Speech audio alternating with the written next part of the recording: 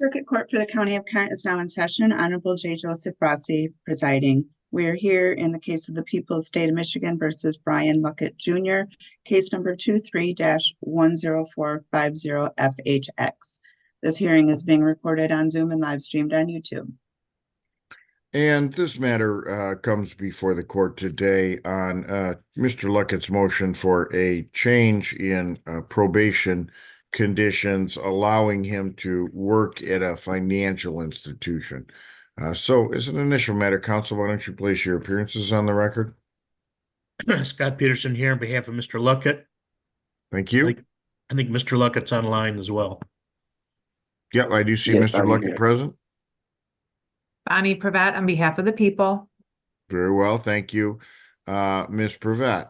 And my summary of the case here is that Mr. Luckett originally pled guilty to embezzlement between $200 and $1,000 as an agent or trustee at AutoZone in Grand Rapids.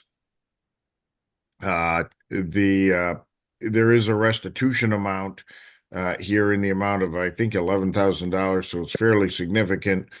And one of the conditions that is to Mr. Luckett's probation is that he can't work at any financial institution. He'd like to work at a bank as a loan officer. Mr. Peterson, it wasn't clear to me, does he have an offer pending from a bank right now? He had an interview. I just emailed the form in to the court about a half hour ago. Judge, first, just to clarify, he was placed on HIDA status. Okay, so there's no official conviction as of yet. Oh, okay, thank you. And second, there's no restitution that's been determined as the court ordered it to be a hearing on it, because we disputed that amount. And no hearing has occurred, so there is no official amount of restitution owing. Well, I think I did give, because my order, let's see here. I'm required to put an amount in the order, and I believe I went because AutoZone had the only amount at the time of the entry of the sentencing. I believe I went with their amount, so that's in there at $11,725.62. Now he still can request a hearing on it. We can conduct it.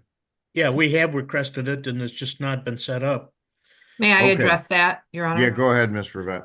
Well, we would absolutely oppose that. I mean, my notes show that the offer was embezzlement 200 to 1,000, so long as the defendant agrees to pay the full amount of restitution. So, of course, I recognize that oftentimes there's a right to a restitution hearing, but I show it was part of the plea agreement that he would agree to the full amount. So we would oppose that, and perhaps we'd have to go back and listen to the record, but we would object to the fact that he is entitled to a restitution hearing. It is on the record, so Judge, it was right on the record, because we disputed that, and you said, Judge, you wanted a hearing to be set up. It's right on the record, and we can get it if we want. Then that's a violation of the offer that we made, so then we would have to address that. The offer was the reduction with the agreement of restitution. Yes, and we're disagreeing with 11,000. That's way off. He didn't steal that amount. Then we would need to address the plea, because that's a violation of the plea offer. Yeah, I think what we probably need to do here is review, obviously, the record of the entry of the plea and see. And my recollection is that the amount of restitution was in dispute right from the outset here. There was an agreement to pay the totality of restitution, but not necessarily an agreement on the amount of the restitution. And I believe that, given those circumstances, in order to complete the plea, that what I did was said, well, restitution, whatever amount is determined to be, will be paid. But we have to have a restitution hearing to do it. But yes, more than willing, of course, to review the transcript and confirm that. And if that's the case, then, the proper next step in determining the total amount of restitution due and owing would be a restitution hearing, because yes, I do recall it was. And Judge, right. The reason I brought this motion is my client wants to work at this bank. He can tell you whether there's an offer pending. And second, he wants to pay monthly his fines and costs. So he can take advantage of getting off early. The 1 year rule, or the half of the probation Yes, yeah, period. halfway And point. the probation agent says, whatever you pay is going towards the 11,000. And I told my client, don't pay then, because we have to determine what the restitution is. So we're in a standstill on payments.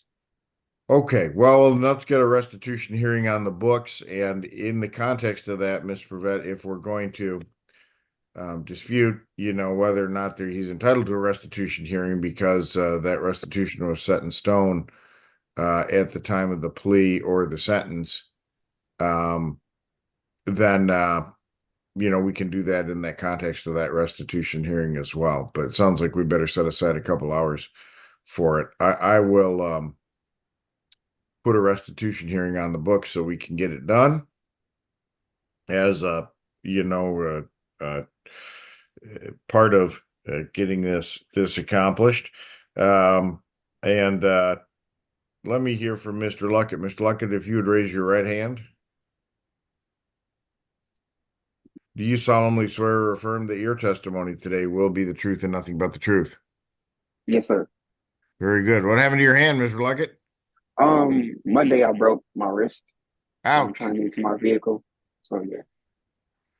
Sorry about that. I hope you heal up. All right. Do you have Thank an you. offer pending from a financial institution, Mr. Luckett? Yeah. So I had an interview a few while ago, and they were waiting pretty much on my decision. I told them that I wouldn't be able to fully work for them until I have information about what I'm able to do. Okay. And what institution is offering to hire you? Fifth Third. Okay. And what are they going to have you do there?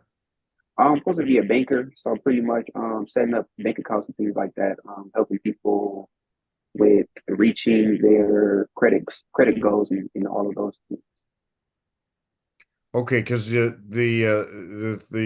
application here says loan officer. Would you be working with people trying to get loans, or are you looking at a teller type position where you're kind of at the window with the cash drawer? What does that look like? So pretty much, I guess you say, yeah, all of the above. So I will have like an office, and then also I'll be at the teller line, also helping people set up accounts with the cash drawer and things like that.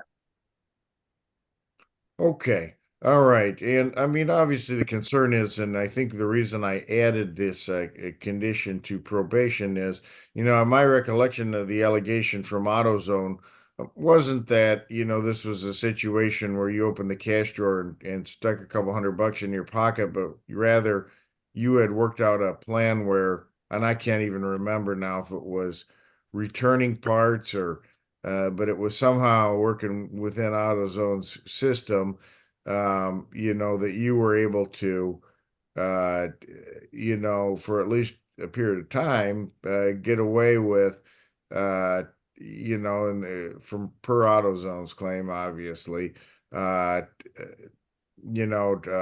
setting up a plan that was pretty sophisticated involving their inventory system, to turn that into money for you. What kind of assurances do I have that if I allow you to take this position at the bank, something similar is not going to happen? Well, I have done pretty much all the things that was capable within, I guess, my plea. I know you guys wanted me to take like a thinking matters class, so I finished the thinking matters class. I was talking Okay. about that over with my parole officer before she told me that I couldn't do it. She said possibly after I take the class, I could be able to do it. So then I was Okay. waiting to talk to you to let you know that I'm an individual. I'm not going to put myself any further into trouble in order for me to get any further trouble. And I'm a trustworthy individual. And as I took that class, it showed and taught me a lot about the outside world and making the wrong choices. So now I'm on the right path. So Okay. taking anything wouldn't even be in a discussion for me or anywhere in my thought process. Yeah, well, that's what I mean, I guess I think of it when I consider the situation in two ways. One is that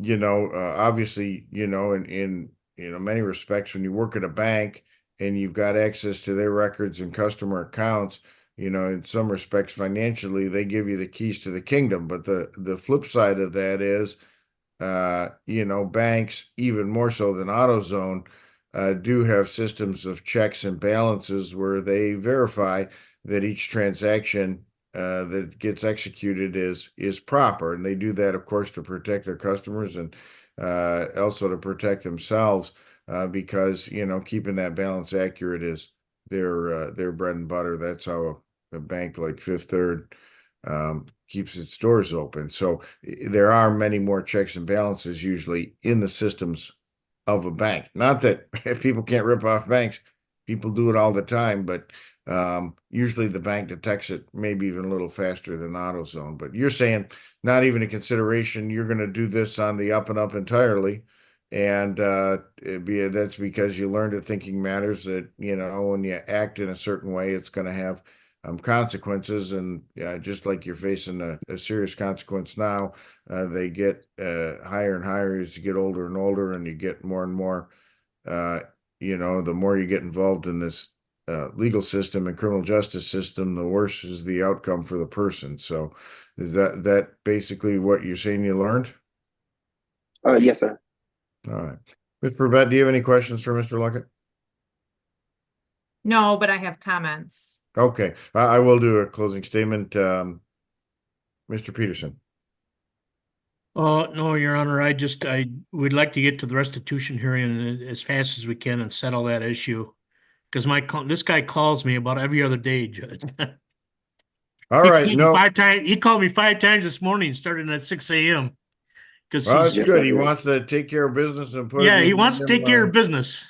Good, So good. I That's leave it up better to the than court. the clients. Yeah, you Yeah. try to call 5 times yourself and they don't pick up the phone, or they don't have a Yeah. phone, or you can't find them. So, I all right, leave it up to the court's discretion.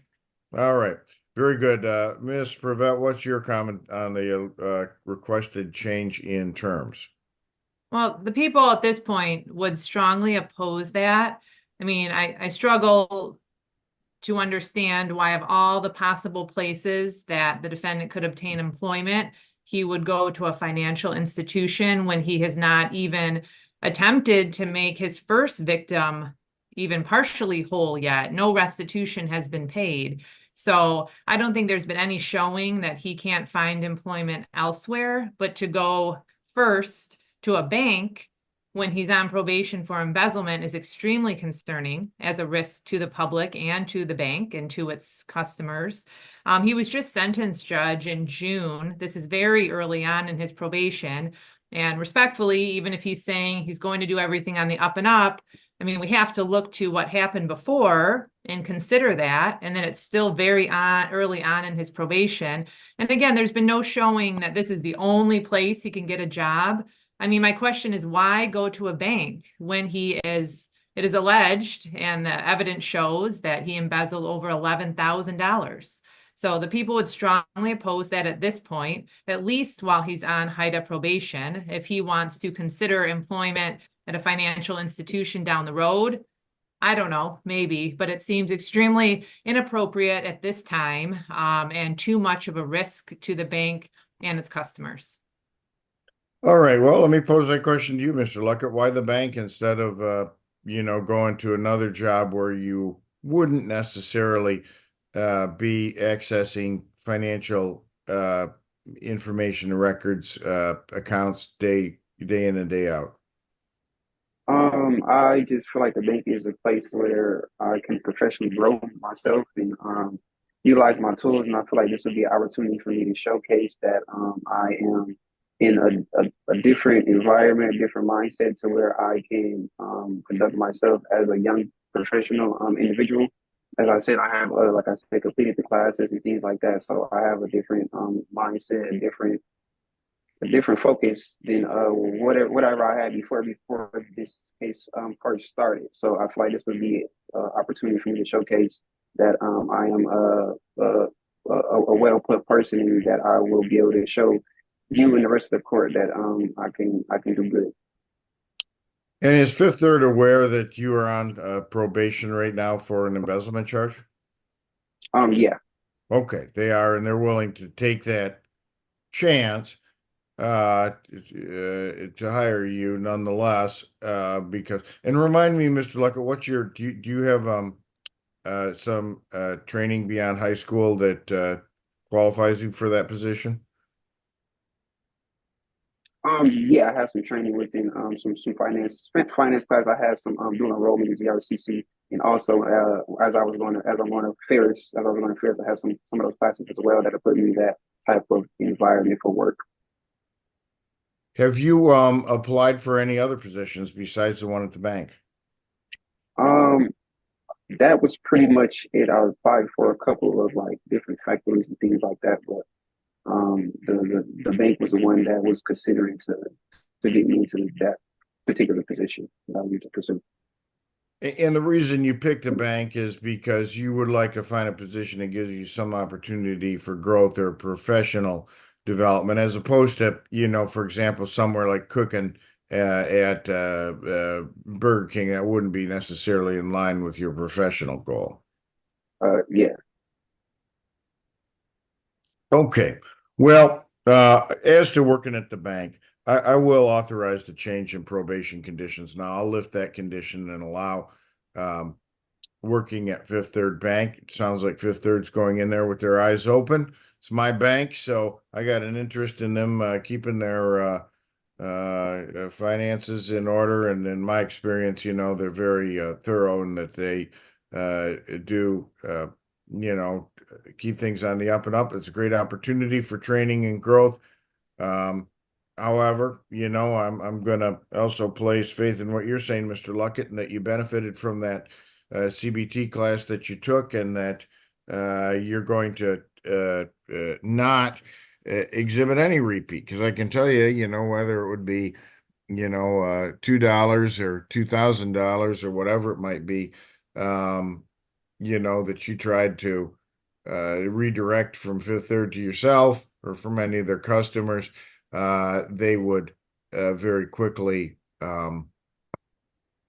detect that, or not necessarily quickly, but they would detect that and they would prosecute you for it because, like I say, they have to. And I will tell you, the second time around, I wouldn't give Haida, I'd say, boy, Mr. Luck, it's going to be a danger to any institution out there. And, you would,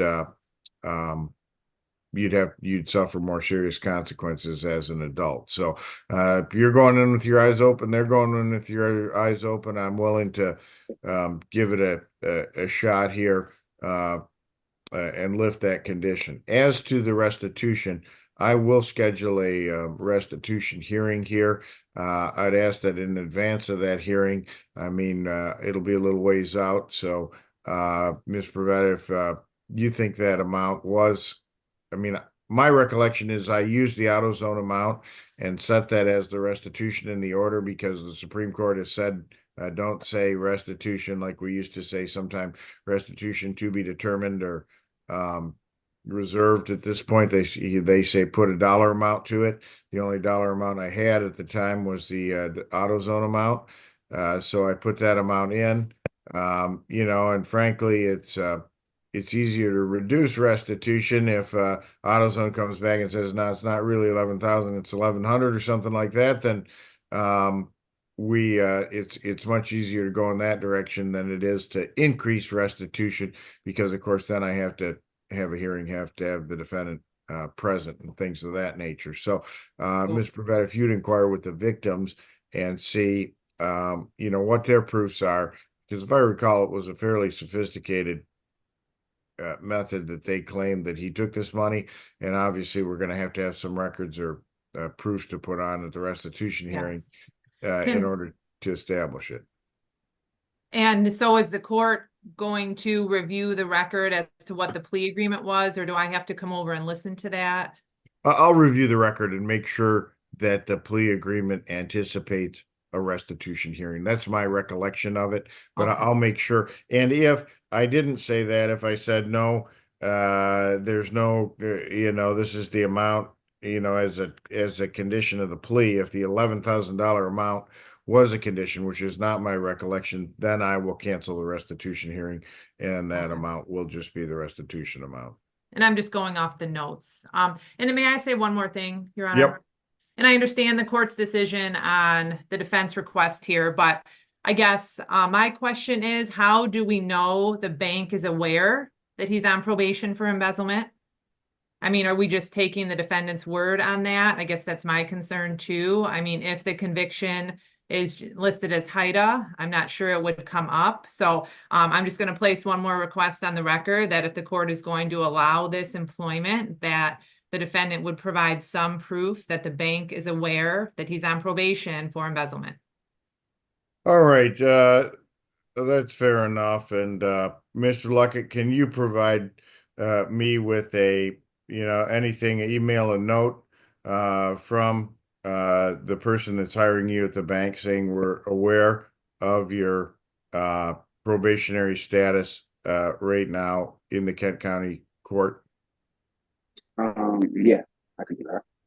All right, if you provide that to me through Mr. Peterson, that will close the loop on it, and that's a appropriate request, I think, Mr. Prevett, just to ensure that the bank's going in there with their eyes open as well. They're not because, of course, a HIDA conviction, because it's not on the public record, doesn't show, as it were, if the bank's doing probably their due diligence, a background check. It is important that they know that you're on, and specifically for this charge of embezzlement. If I were a banker and I was hiring someone, not that I necessarily wouldn't ever hire them, but I'd certainly want to know if it was part of their background, so I could put appropriate safeguards in place. Thank you, Your Honor. And so that would be required to provide it to the court before he's allowed to begin that employment. Yes, yeah. Is that doable, Mr. Luckett? Yeah. All right. Why don't you send it to me via Mr. Peterson? As soon as I get that, I'll change the condition of probation, allowing you to work it for, I'll just lift that. What I'll do is I'll alter it, saying that you're allowed to work at Fifth Third Bank per this hearing. I'm going to keep it in place regarding other financial institutions, because I don't want it to turn into a situation where Fifth Third doesn't come through, you're applying all over the place, and that cash advance companies and things like that, those places don't have the same kind of controls over their money. But I will lift it so you can take this offer from Fifth Third under those conditions.